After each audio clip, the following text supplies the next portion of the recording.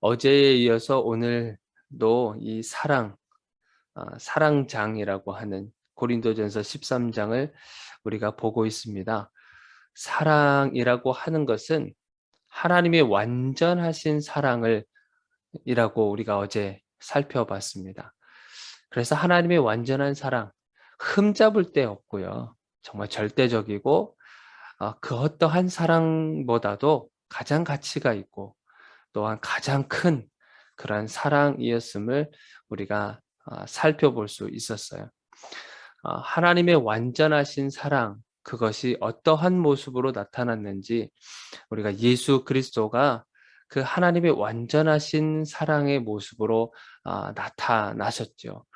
그 사랑을 우리에게 보여주시기 위해서 십자가에서 친히 그 고통을 당하시고 또 죽임을 당하시고 그 모든 것이 하나님의 완전하신 사랑, 그것이 우리를 향하신 하나님의 완전하신 사랑이었죠. 우리를 구원하시기 위해서, 우리를 죄 가운데에서 구속하시기 위해서, 그리고 죄 사함을 주시기 위해서 하나님의 사랑이 예수 그리스도를 통해서 나타나게 된 거죠. 그런데 이제 예수님께서 십자가에 달려 죽으심으로 모든 것이 정말 다 끝난 것처럼 생각했지만, 그러나 예수님이 다시 오실 것에 대해서 분명히 성경은 기록하고 있습니다. 그 날이 언제일지는 모르지만 예수 그리스도께서 이 땅에 다시 오실 것입니다. 그래서 그 예수님께서 오실 때에는 우리가 알고 있었던 모든 것들을 이제는 다 패하게 된다라고 기록을 하고 있어요. 10절을 한번 보시기 바랍니다. 온전한 것이 올 때에는 부분적으로 하던 것이 패하리라. 온전한 것이 뭘까요? 온전한 것. 온전한 것은 예수 그리스도의 재림을 말하는 겁니다. 그러니까 예수님이 재림하실 때에는 이제 부분적으로 하던 것이 패하게 된다고 하시는 거예요. 예수님이 오시게 되면 우리가 그동안 이 땅에서 하고 있었던 모든 것들이 다 없어지고 또 불필요한 것이 된다고 하는 거예요. 8절에도 보니까 예언도 패하고 방언도 그치고 지식도 패하게 된다라고 하시는 거예요. 예수님이 재림하시는 그때가 되면 우리는 은사도 사실은 필요 없게 됩니다. 은사는요, 하나님께서 주신 선물이잖아요. 그리고 은사라고 하는 것, 그것은 하나님의 존재하시고 그리고 역사하시는 것을 우리를 통해서 증거해 주시는 그 역할을 또 감당하게 되는 거예요. 성령이 우리 안에 오셔서 그런 은사들을 나타내게 해 주심으로 인해 하나님께서 지금도 역사하고 있구나라고 하는 것을 우리 인간으로 하여금 알게 해 준다고 하는 것이죠. 그러나 예수님이 오시게 되면 이젠 더 이상 은사 부분도 필요 없게 되는 거예요. 하나님이신 예수 그리스도가 이제 오신 거잖아요. 다시 오시잖아요. 그러면 이제 더 이상 필요한 것이 아니라고 하는 겁니다. 실제가 되시는 하나님이 다시 오시기 때문에 더 이상 그런 부분들이 필요 없다라고 하는 거예요. 심지어는요, 성경도 필요 없게 돼요.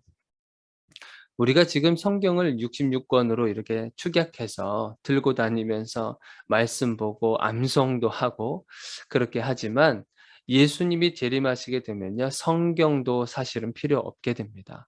성경 66권이 누구를 이야기하고 있어요? 예수 그리스도를 이야기하고 있지 않습니까? 그런데 실제가 되시는 정말 실물이신 예수님이 이제 오시게 되면 더 이상 예수님에 대해서 설명하고 있는 그 어떤 것들도 사실은 필요 없게 되기 때문에 그래요.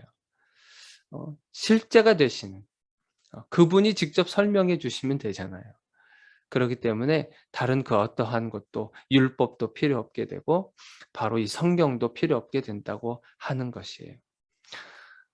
그것을 설명하시기 위해서 11절에는 어린아이와 그리고 장성한 사람에 대해서 이제 비유적으로 설명하고 있는 거예요.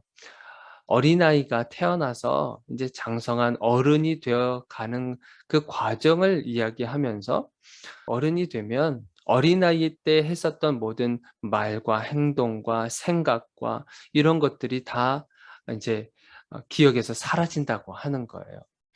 어른이 되어서도요, 만약에 이 공갈 젖꼭지를 물고 다닌다고 한다면 사람들이 아마 손가락질할 겁니다. 근데 미친 사람이라고 그렇게 얘기할 거예요.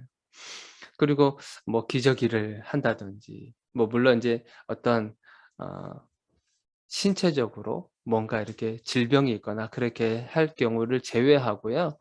일반적으로 우리 어른이 되었었을 때 만약에 어린아이와 같이 그렇게 공갈젖꼭지를 한다든지 아니면 자기 자신만 아는 그런 이기적인 행동과 말들을 하는 것을 떼를 쓰는 것을 보면 정말 잘못된 그런 모습을 보게 되잖아요. 그러니까 어른이 되어서는요. 어린아이 때 했었던 행동과 이런 것들을 다 잊어버리게 된다고 하는 거예요. 마치 그와 같은 겁니다. 예수 그리스도께서 실제가 되시는 예수 그리스도.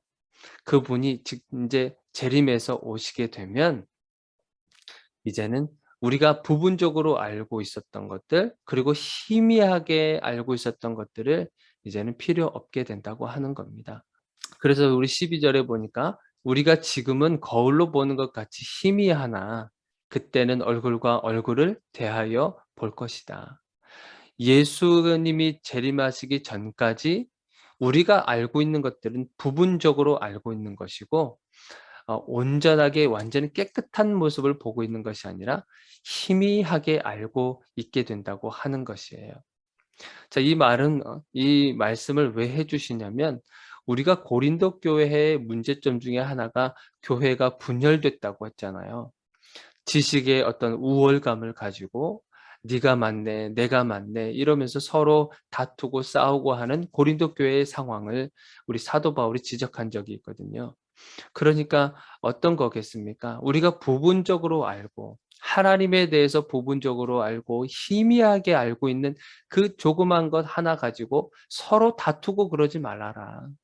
그런 말씀을 하고 계시는 거예요. 그 조금 알고 있는 성경 지식을 가지고 서로 비판하고 서로 정죄하는 도구로 사용해서 교회가 분열되는 것을 더 이상 하지 말라고 하시는 거예요. 교만하지 말라고 하는 거죠. 그러면서 13 절에 뭐라 그럽니까? 그런즉 믿음, 소망, 사랑 이 세 가지는 항상 있을 것인데 그중에 제일은 사랑이라고 말씀하고 계시는 거예요. 사랑이 없으면요. 우리가 하나님으로부터 받은 성령의 은사도 다 필요 없고 유익하지 않다고 말씀하셨어요. 우리가 열심을 다해서 최선을 다해서 누군가를 섬긴다 할지라도 그것에 만약에 사랑이 없다고 한다면 그냥 나의 공로로 그냥 남겨지게 될 뿐입니다. 사랑이 왜 이렇게 중요한가? 하나님의 영광을 나타내는 것이기 때문에 이 사랑의 중요성을 말씀해 주고 계시는 겁니다. 그러니까 우리가 예수님이 재림하시기 전까지는요. 우리가 가지고 있는 그 어떠한 것도 자랑할 필요가 없는 겁니다. 어차피 예수님이 재림하시면 다 패하게 되는 그러한 일시적인 것일 뿐이기 때문에 그렇습니다. 우리가 그래서 자랑할 것은요. 사랑만 자랑하시면 될 것 같습니다. 우리가 사랑하는 것에 더 집중했으면 좋겠습니다. 하나님을 더 사랑하시고 그리고 할 수 있으면 내 이웃도 사랑하며 살아가시기를 바랍니다. 어제 말씀에도 봤지만 우리는 완전한 사랑은 할 수는 없어요. 하나님께서 우리를 향해서 완전한 사랑을 보여주셨는데 그것처럼 우리가 완전하게는 사랑할 수는 없습니다. 불완전한 사람들이기 때문에 그래요. 그러나 우리는 무엇을 포기하지 않아야 되겠습니까? 그 완전한 사랑을 하기 위한 우리들의 어떤 의지적인 결단은 포기하지 말았으면 좋겠습니다. 끝까지 우리가 사랑하며 주님 앞에 달려가시기를 정말 주님의 이름으로 축원드립니다.